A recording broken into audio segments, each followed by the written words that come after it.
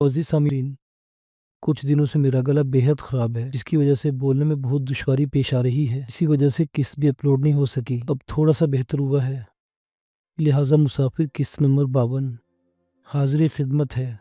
जैसा भी आपको बर्दाश्त करना होगा। यारन खान का नाम सुनते ही मेरा जहन एक लम्हे में भग से उड़ गया। मैंने बेयकीनी से कहा, क्या कहा तुमने? यारन खान? सरदार यारन खान बलोच, नूरपुर वाला? हाँ हाँ, क्या तू उसे जानता है? उसे हर कोई जानता है। तो उसका ख्याल छोड़ दे वरना मारा जाएगा। खान बहुत जालिम है। इसने हाथ लहराया। इस दौरान इसकी आंखों से वो पूरे तकलीफ से आंसू निकलने लगे थे। वो बड़ी जवां मर्जी से काफ़ी देर से गैर मामूली तकलीफ बर्दाश्त करता चला रहा था। इसकी बात मानने की नहीं थी। मेरी दानिश में यारन खान ऐसा शख्स नहीं था। बावजूद कि मैं इसके कभी करीब नहीं रहा था, इसके बारे में ज़्यादा मालूमात नहीं रखता था, मगर वो इतना पहुंचा हुआ शख्स होगा ये मानना मेरे लिए दुश्वार था। मैंने पीर बख्श की आंखों में गौर से देखा। जुबान भले झूठ की मुक्कल मार कर दुबक जाए, आंखें सच बोलती हैं और दिल की दुनिया को देखने वाले पर लहजा भर में आश्कार कर देती हैं। इसकी आंखें इसके कहे की लाज रखती महसूस हुई तो मेरे हलक से तवील सांस खारिज हो गई और मैंने जहर खन लहजे में कहा, तुमने इस बुढ़िया और बच्चे को नूरपुर पहुंचाया है?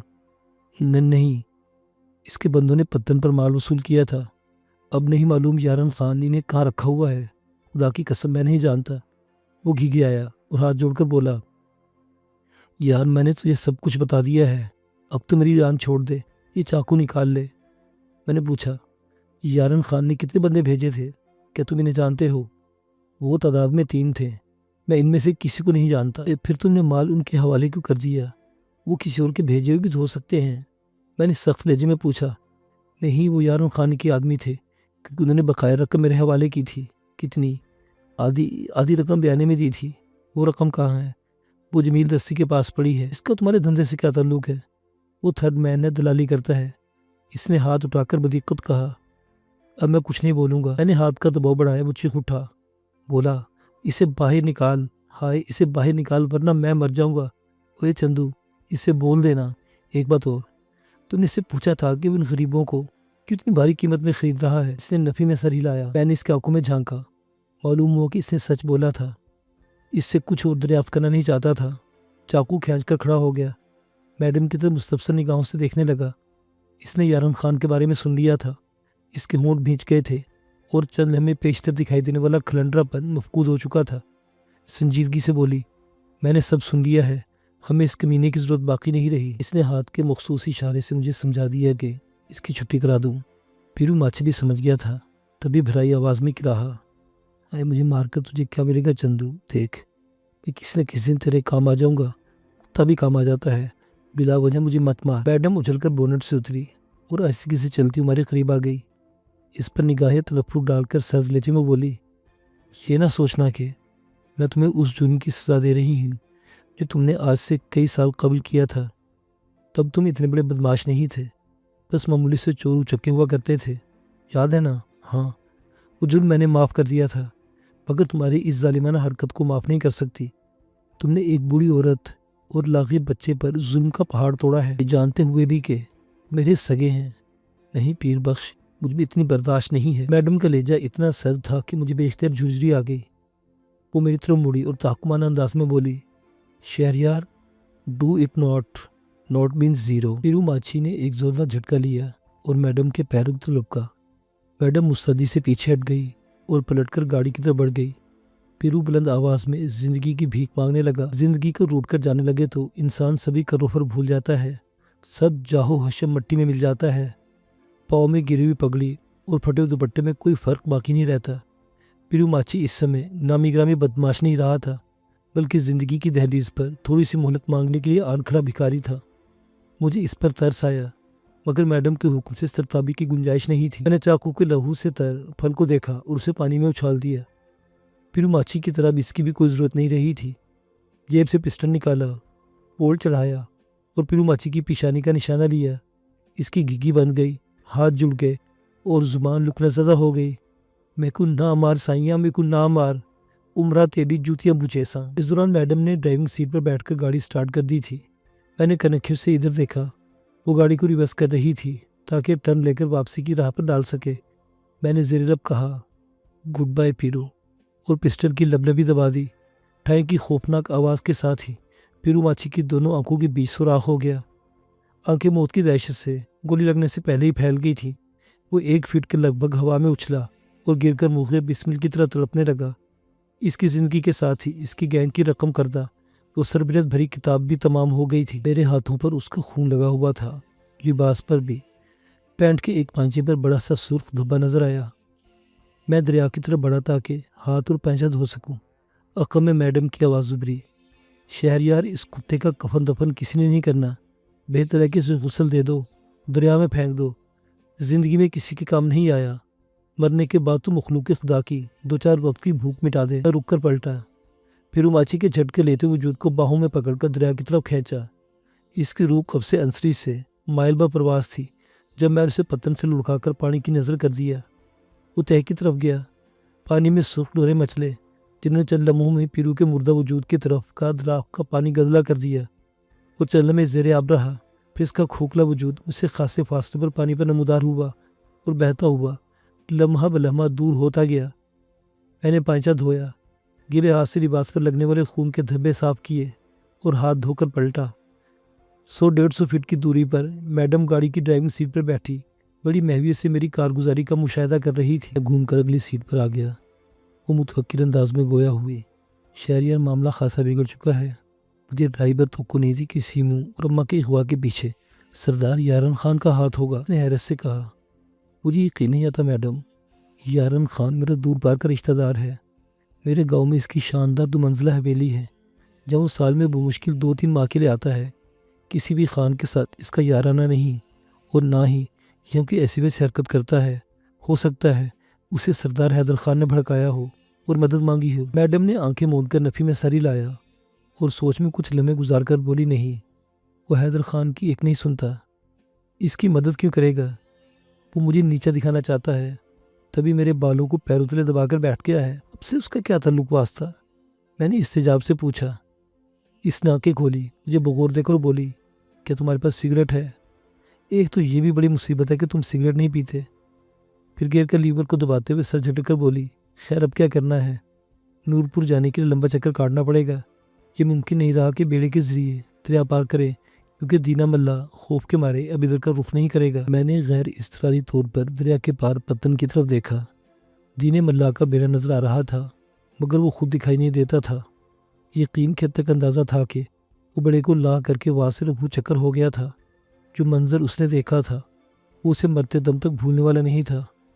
اگر وہ بیڑے کے خیمے میں گھسا ہوگا تب بھی میرے بلانے پر ادھر کا رخ نہیں کرے گا۔ میں نے دل میں میڈم کی بات سے اتفاق کر کہا، کیا یارن خان بھی حیدر خان کی طرح لمبے ہاتھوں والا ہے؟ شاید میرا دل ابھی اس نئی صورتحال کو قبول کرنے پر آمادہ نہیں ہو رہا تھا۔ وہ بولی، ہاں بلکہ وہ اس سے بھی کہیں بڑا خبیث ہے۔ ایک مرتبہ دیوانے شاعر کے گھروندے پر ماسٹر ولی محمد نے مجھ سے کہا تھا، شہر سونے کریم کا کرم ہے کہ یارن خان کا دل نورپور سے اچاٹ ہو گیا اور وہ لاہور چلا گیا، ورنہ اب تک نورپور کی گلیاں ویران اور گھر کھنڈر ہو چکے ہوتے۔ اور تب میں نے اس کی بات پر توجہ نہیں دی تھی اور سمجھا تھا کہ وہ اپنا غصہ فرو کر رہا ہے کیونکہ میں یارن خان کو اپنی دنیا میں مگن سمجھنے والا انسان سمجھتا تھا۔ جن دنوں میں ڈاکٹر شاہ جی کی ایما پر اپنے والدین کے قاتلوں کی کھوج میں مصروف تھا، ان دنوں افسر علی نے بھی کم و بیش انہی الفاظ میں یارن خان کی شخصیت کا احاطہ کیا تھا، جبکہ شریف چکی والا اور دیوانہ اس کی تعریفیں کرتے نہیں تھکتے تھے۔ میڈم شکیلہ نے ایک مرتبہ مجھ سے یارن خان کے بارے میں دریافت کیا تھا اور میرے استجاب پر اس نے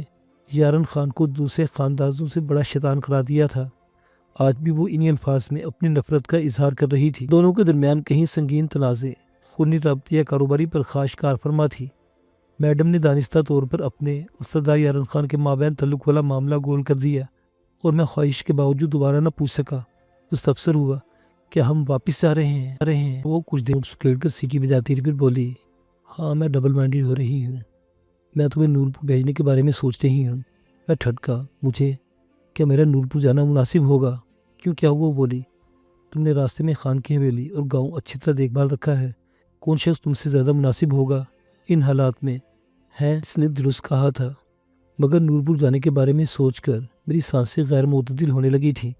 میں نے سہارا لیا، میڈم وہاں سبھی مجھے پہچانتے ہیں، کوئی گڑبڑ نہ ہو جائے، کوشش کرنا کہ تم کسی کی نظروں میں نہ آؤ، اگر ایسا ہو بھی گیا تو کوئی قیامت نہیں آ گئی۔ ڈونٹ وری ڈارلنگ، تمہیں مزید کچھ سیکھنے کا موقع مل جائے گا۔ اس سنجیدگی سے بولی، رہی تمہاری پہچان لیے جانے کی بات تو فکر مت کرو، کوئی تمہارا کچھ نہیں بگاڑ سکتا، یقیناً نور پور میں تمہارا اب کوئی نہیں رہا۔ اس نے درست کہا تھا، مگر وہ نہیں جانتی تھی کہ میرا دل اس کی مدد سرائی کے ساتھ ساتھ غزالہ کے لیے بے چین رہتا تھا۔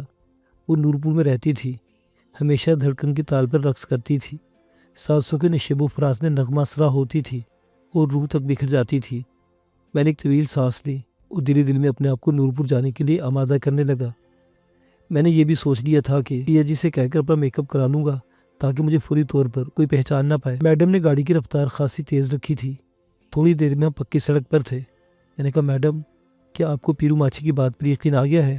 میرا مطلب ہے ہو سکتا اس نے جھوٹ بولا ہو، سردار یارن خان کا نام لے کر ہمیں الجھانے کی کوشش کی ہو اور ہم آنکھیں بند کر کے بھاگتے ہوئے نئی مصیبت کو گلے لگا بیٹھے۔ میڈم بولی، میرا نہیں خیال کہ اس نے جھوٹ بولا ہو۔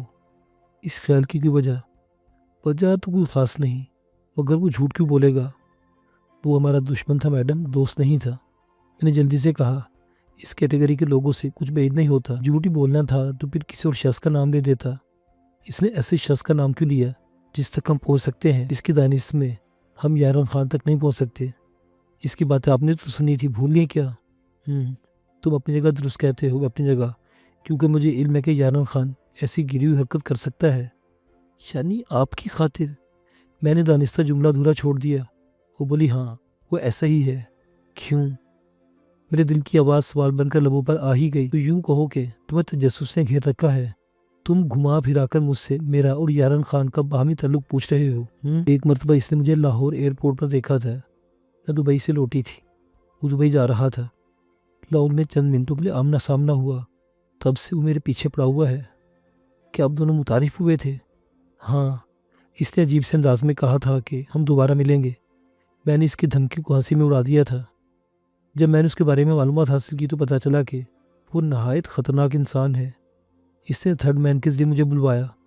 میں نے یہ تو دھمکایا، میں نے پرواہ کی تو عرصے بعد اس نے یہ قدم اٹھا لیا۔ میں نے نفی میں سر ہی لایا، نہیں میڈم، یہ کہانی دل کو نہیں لگتی، کوئی اتنی سی بات پر اتنا بڑا قدم نہیں اٹھاتا۔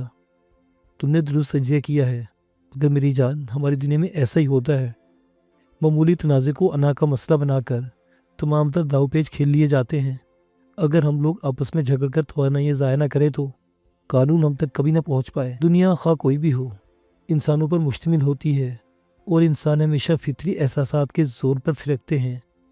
وہ امیر آدمی ہے جس طلب کی طرف آپ نے اشارہ کیا ہے، وہ نوٹوں کی عوض کہیں بھی پوری کی جا سکتی ہے، پھر آپ ہی کیوں؟ میں نے دبے دبے لفظوں میں سے باور کرایا کہ دنیا میں اس کے علاوہ بھی خوبصورت عورتیں رہتی ہیں۔ وہ طنزیہ مسکراہٹ لبوں پر سجا کر کنکھی سے مجھے دیکھ کر بولی، شہریار، کیا تمہاری بہن نور پور کی سب سے خوبصورت لڑکی تھی؟ کیا تمہاری منگیتر غزالہ کے بعد دنیا میں نسوانی حسن ختم ہو گیا ہے؟ نہیں، ان دونوں سے مجھ سے زیادہ خوبصورت لڑکیاں یہاں سانس لیتی ہیں۔ پھر کیا دماغی خلل ہے کہ حیدر خان نے تمہاری بہن کو اغوا کرایا؟ تم نے اپنی زندگی کے ری ویل کو غزالہ کی دہلیز پر جوانی بھر روک دیا۔ ہر چہرہ کسی نہ کسی کے دماغ میں نقش ہو جاتا ہے، ہر صورت کسی کے دل میں کھپ جاتی ہے، بھلے اس نے شفاف آنکھ سے دیکھا ہو، ہوس بھری گدلی آنکھ سے، یا اس نے آنکھوں کے بجائے دل سے دیکھا ہو اور خام تصور میں سجایا ہو۔ اس نے درست کہا تھا، جی اتفاق ہوا کہا میڈم، مجھے اعتراف ہے کہ آپ کو ایک نظر دیکھنے والا کسی اور منظر کو دیکھنے کا روادار نہیں رہتا، مگر یارن خان، اس نے تو بہت کچھ دیکھ رکھا ہے، بوڑھا بھی ہو چکا ہے، اس کی آنکھیں تو اب تب میں بجھنے والی ہیں۔ مرد کی آنکھ کبھی نہیں بجھتی شہریار، بھلے ہاتھ کی گرفت کپ کپانے لگے۔ اس نے قدرے شوخی سے کہا، یارن خان کا بڑھاپا بھی تو کہتا ہے کہ گویا ہاتھ کی جنبش نہیں، آنکھوں میں دم ہے۔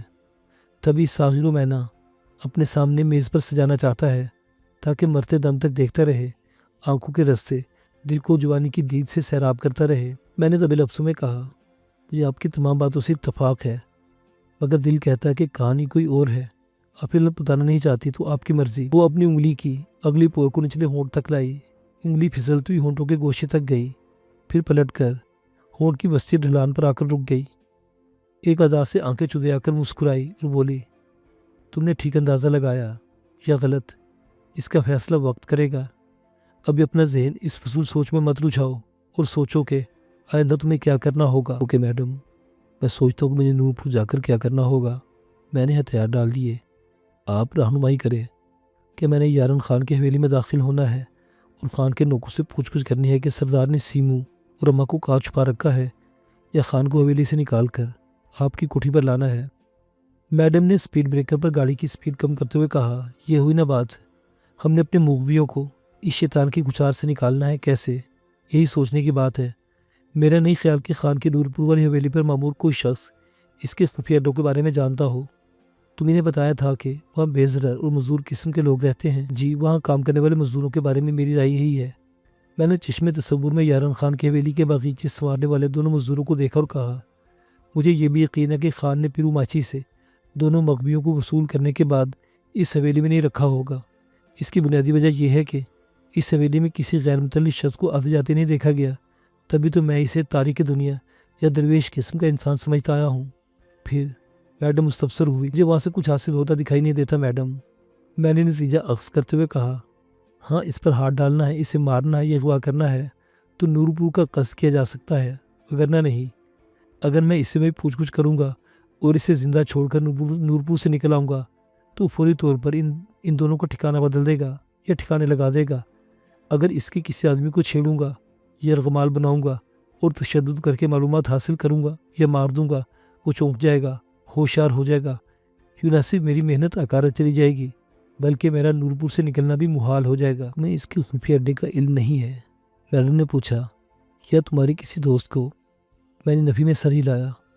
میرے دوست میں اس کے زیادہ قریب رہنے والا مراد بخش دیوانہ ہے، اس کے بارے میں کچھ نہیں جانتا۔ چونکہ پیرو ماچھی اس کا گینگ ختم ہو گیا ہے اور اس کی خبر جلد یا بدیر سردار یارن خان کو مل جائے گی، اس لیے ہمارے پاس وقت بہت کم ہے۔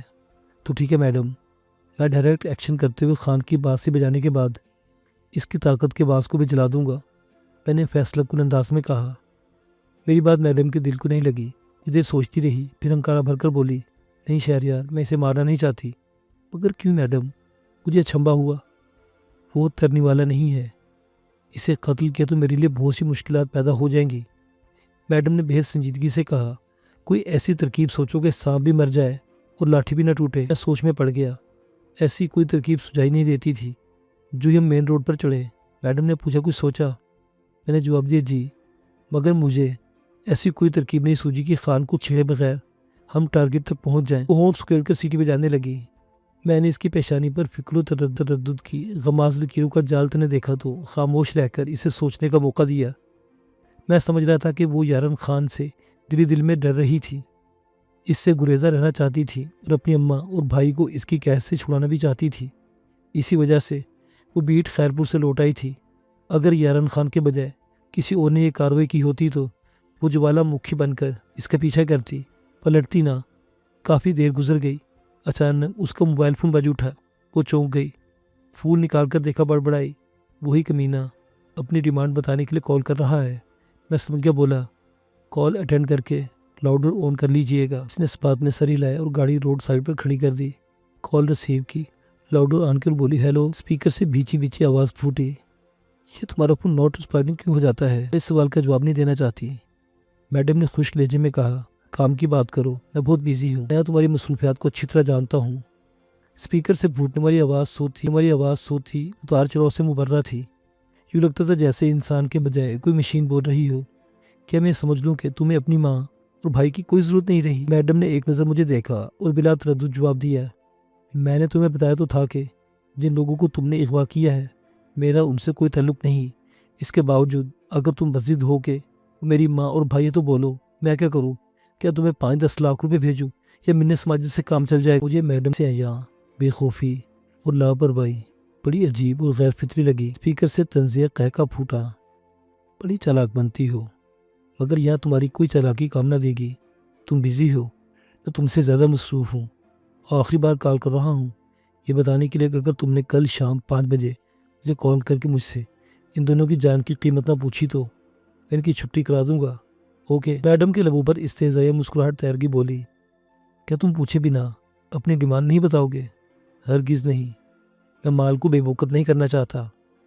اوکے، مجھے یاد رہا تو ضرور رابطہ قائم کروں گی، مجھے یقین ہے کہ تم بھولو گی نہیں۔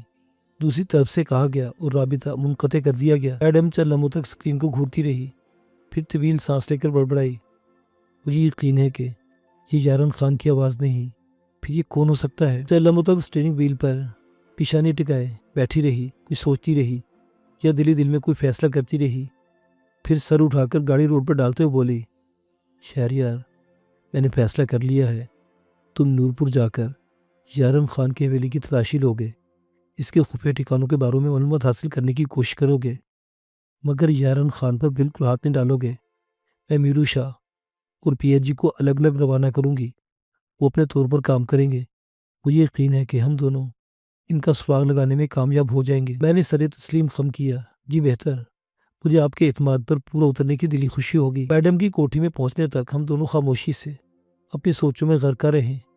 اس نے ڈرائیور کو بلا کر مجھے گھر پہنچانے کا حکم صادر کیا. مجھ سے مخاطب ہو کر بولی، تم آج کی رات نورپور میں گزارو تو بہتر ہوگا. ایزی ٹوکے. Yes madam. وہ گاڑی سے اتری اور میری طرف دیکھے بغیر تیز قدموں سے چلتی گیسٹ ہاؤس کے بڑے چوبی دروازے کا عبور کر کے میری نظروں سے اوجھل ہو گئی. گھر میں سوائے شانو کے کوئی نہیں تھا. فوجی اختر، فرزانہ اور موجو بازار کی طرف نکلے تھے. میں نہا کر تازہ دم ہوا تو شانو میرے لیے چائے بنا لائی. رسمی باتوں کے بعد گویا ہوئی. پھپھو کبرا اور غزالہ کی کوئی خبر ملی؟ میں نے نفی میں سر ہی لایا. نہیں. کھالا پلٹتا تو کسی بات کا علم ہوتا. اس کے علاوہ نورپور کی خبر کون لا سکتا ہے؟ کیا ایسا ممکن ہے کہ تم چلے جاؤ اور انہیں ایک نظر دیکھاؤ، چوری چھپے ہی صحیح؟ وہ امید بھری نظروں سے مجھے دیکھتے ہوئے بولی، بھائی جب نورپور کی یاد آتی ہے تو دل بیٹھنے لگتا ہے. پتہ نہیں ہمارے مال ڈنگر کا کیا بنا ہوگا. ہماری زمین کسی نے بیچی ہوگی یا نہیں. پھوپھی کیا سوچتی ہوگی کہ ہم نے پلٹ کر اس کی خبر تک نہیں لی. میں نے اس کا ہاتھ تھام کر پیار سے سہلایا. شانو تم زیادہ نہ سوچا کرو. خود کو، اپنی باجی اور بھائی کو سنبھالا کرو. رب سونے نے ہماری ہمت سے کہیں بڑا امتحان لیا ہے.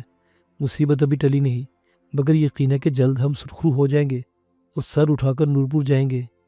بھائی پینوں کا کیا بنا؟ میرا دل بیٹھنے لگا. مجھے اسی سوال کا خوف تھا. نظریں جھکا کر بولا، اللہ نے چاہا تو وہ جلد مل جائے گی. اس نے آہ بھری اور خاموش ہو گئی. میں نے اس کے چہرے پر حزن و ملال کی پرچھائی رقصہ دیکھی تو دلاسا دیا. نہیں شانو، جہاں اتنا کچھ برداشت کر لیا وہاں چند دن اور انتظار کر لو. میں پروین کی طرف سے ایک لمحے کے لیے بھی غافل نہیں ہوتا. میں چائے پی چکا تھا. اس نے پیالہ اٹھایا، میز پر رکھا اور میرے دونوں ہاتھ تھام کر اپنی آنکھوں سے لگائے. میرے ہاتھوں پر اس کے آنسوؤں کا گرم لمس جاگا تو بے چین ہو گیا. اسے روتے دیکھنا تکلیف دہ تھا. کچھ کہنا چاہتا تھا کہ وہ سر اٹھا کر بول پڑی، بھائی میں جانتی ہوں تم بھی ہزاروں لاکھوں انسانوں جیسے انسان ہو، کوئی فرشتہ نہیں، جن بھوت یا بہت بڑے آدمی نہیں ہو. سمجھتی ہوں کہ ہمارے دشمن فرعون ہیں، لمبے ہاتھوں والے ہیں. تم ان سے نہیں لڑ سکتے، ان سے پروین بہن کو چھین کر نہیں لا سکتے. مگر کیا کروں، بہنوں کے لیے بھائی سے بڑھ کر دنیا میں کوئی طاقتور اور بہادر نہیں ہوتا، خواہ وہ کتنا ہی کمزور اور ناتواں کیوں نہ ہو. میں کہتی ہوں تم بہت کمزور ہو. میرے اندر بیٹھی تمہاری بہن کہتے کہ نہیں، اس سے زیادہ طاقتور دنیا میں کوئی نہیں. تم مجھے جھلی کہتے ہو، ٹھیک کہتے ہو. مانتی ہوں کہ جھلی ہوں، کملی ہوں، اس لیے تم میری باتوں کا برا مت ماننا کرو بھائی. اس کی آواز بھر آ گئی اور وہ مجھے دونوں ہاتھوں کو سختی سے اپنے چہرے پر رکھ کر سسکنے لگی. میں اس کی قلبی کیفیت کو بخوبی سمجھتا تھا. ایک مرتبہ نورپور میں شریف چکی والے کی بہن کے مرگ پر جب سبھی عورتیں بیان کر رہی تھیں، ساروں کو تار ہو رہی تھی، تو مجھے خالے نے کہا تھا، شہرے یہ لوگ ماسی جمال بی کو نہیں رو رہے، یہ سب اپنے اپنے دکھوں کو رو رہے ہیں. ہر کسی کو اس گھڑی اپنا بچھڑا ہوا، اپنا مرا ہوا یاد آ رہا ہے، اور یہ ماسی جمال بی کے نام پر اسے رو کر دل کا غبار نکال رہے ہیں. اس نے درست کہا تھا، ہر کوئی اپنے دکھ پر روتا ہے. وہ پروین کے نام پر رو رہی تھی، مگر میں جانتا تھا کہ وہ پروین کے نام پر اپنے ماں باپ کا ماتم کر رہی تھی. اپنے جلے ہوئے گھر کو یاد کر کے اندر سے ٹوٹ پھوٹ رہی تھی اور نورپور کی گلیوں کا نوحہ آنسو کی زبانی تحریر کر رہی تھی. میں نے آہستگی سے ہاتھ چھڑائے، اسے اپنی جانب کھینچا اور گود میں سر رکھ کر پیار کرنے لگا. اسے سمجھانے لگا کہ مصیبت کا وقت رونے دھونے سے نہیں کٹتا، بلکہ اس کا بہادرانہ وار مقابلہ کر کے مات دی جاتی ہے. وہ بولی، بھائی اماں اور ابا تو کبھی واپس نہیں آئیں گے. مانا کہ پروین کو ڈھونڈ لانا مشکل ہے، مگر غزالہ اور پھپھو کو تو آسانی سے اپنے پاس لایا جا سکتا ہے. نورپور میں اب ان کا کون ہے جس کے سہارے وہ باقی زندگی گزاریں گی؟ ٹھیک ہے، میں ان سے رابطہ کرنے کی کوشش کروں گا. تم دعا کرنا کہ میرے ساتھ آنے پر تیار ہو جائے. وہ ابھی بہت سی باتیں کرنا چاہتی تھی، مگر میرا فون بجنے لگا. پیا جی کا نمبر بلنگ کر رہا تھا. میں نے کال اٹینڈ کی. پیا بولا، شہریار مین روڈ پر آ جاؤ، میں تمہارا انتظار کر رہا ہوں. میں نے حامی بھری اور کال منقطع کرتے ہوئے بیڈ سے اتر آیا. شانو مایوسی سے بولی، بس میں ڈیوٹی پر جا رہا ہوں، رات کو نہیں آؤں گا۔ اس کی آنکھیں بوسی گئی اور چہرے پر مایوسی کی پرچھائی لہرا گئی۔ بولی، بھائی یہ کیسی نوکری ہے، نہ دن کو چین نہ رات کی خبر، کوئی آسان سا کام تلاش کر لو نا۔ میں نے مسکرا کر اس کے گالوں پر چپت لگائی، گھر سے نکل آیا۔ مجھے اندازہ تھا کہ پی اے جی میڈم شکیلہ کے کہنے پر مجھے لینے کے لیے آیا تھا تاکہ مجھے تیار کر کے نورپور روانہ کر سکے۔ وہ کالج کی دیوار کے ساتھ گاڑی پارک کیے میرا انتظار کر رہا تھا۔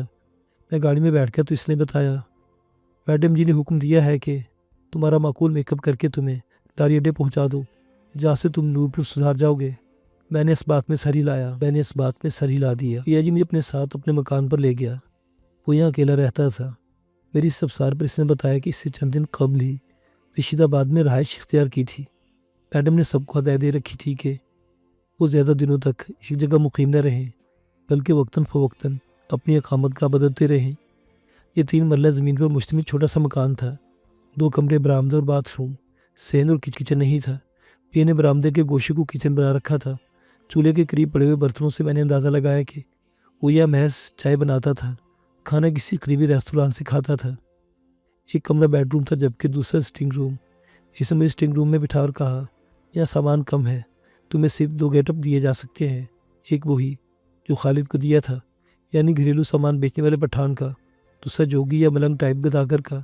ویسے تم چاہو تو پٹھان والے گیٹ اپ میں لکڑیوں اور کھڑے درختوں کے سودے بھی کر سکتے ہو، سامان بھی بیچ سکتے ہو، اور مردان یا پشاور کی کسی تصوراتی مدرسے کا چندہ بھی مانگ سکتے ہو۔ میں نے خالد کے چہرے پر اس کے مشاق ہاتھوں کا جو ہنر دیکھ رکھا تھا وہی پسند کیا۔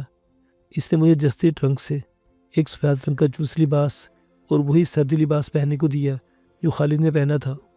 میں نے چوس لباس کے اوپر بھاری شلوار اور چونوں والی کھڑی قمیص پہنی، کھڑی چپل پاؤں میں ڈالی۔ اس نے ایک عجیب الوضع کوٹ مجھے پہنایا اور اپنے سامنے 24 ٹور پر بٹھا کر چھوٹا سا بریف کیس کھول لیا۔ اس میں نہ سمجھ آنے والے سامان بڑے قرینے سے رکھا ہوا تھا۔ پیا نے مختصر وجود سیفسی ریزر میں بلیڈ ڈالا اور میری شیو کی۔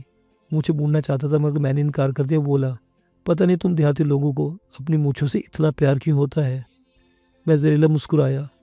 پیا جی، ہمارے یہاں ایک مقولہ سد عام رہتا ہے، مونچھ نہیں تو کچھ نہیں۔ تم نے کلین شیو کر رکھی ہے۔ میرے گاؤں والے تمہیں دیکھ کر دبی دبی ہنسی میں ایک دوسرے کو اشاروں سے بتائیں گے کہ یہ ہجرا ہے۔ اس نے کھل کر کہکا لگایا اور بولا، دیہاتی لوگ واقعی بہت بھولے ہوتے ہیں۔ اس کے ہاتھ ماہرانہ انداز میں حرکت کرنے لگے۔ اس کی زبان بھی چل رہی تھی۔ مجھے سمجھاتا جا رہا تھا کہ وہ کیا کرتا جا رہا ہے۔ اس نے میرے سر کے بالوں پر تیز بو والا سپرے کیا۔ آئینہ دکھائے تو میں دیکھ کر دنگ رہ گیا۔ میرے بال سرخی مائل بھورے ہو گئے تھے۔ اس نے پلاسٹک کے 2 دندے نے سپرنگ میرے نتھنوں میں فٹ کیے۔ لمبی اور گھنی داڑھی میرے چہرے پر چپسا کی۔ ٹرانسپیرنٹ گم کی مدد سے میری مونچھوں میں اضافی لمبے بال چپکائے، سر پر ٹوپی رکھی اور اوپر بڑی سی پلودار پگڑی باندھ دی۔ اس نے نہ صرف میری آنکھوں میں سبز لینس فٹ کیے بلکہ مجھے ان کے اتارنے اور دوبارہ لگانے کا طریقہ بھی سمجھایا۔ جب اپنے کام سے فارغ ہوا، ناقدانہ نگاہوں سے جائزہ لے کر مطمئن ہو گیا تو مسکرا کر بولا، گلاب خان، ذرا اس آئینے میں اپنا معائنہ کرو، دیکھو کوئی کمی تو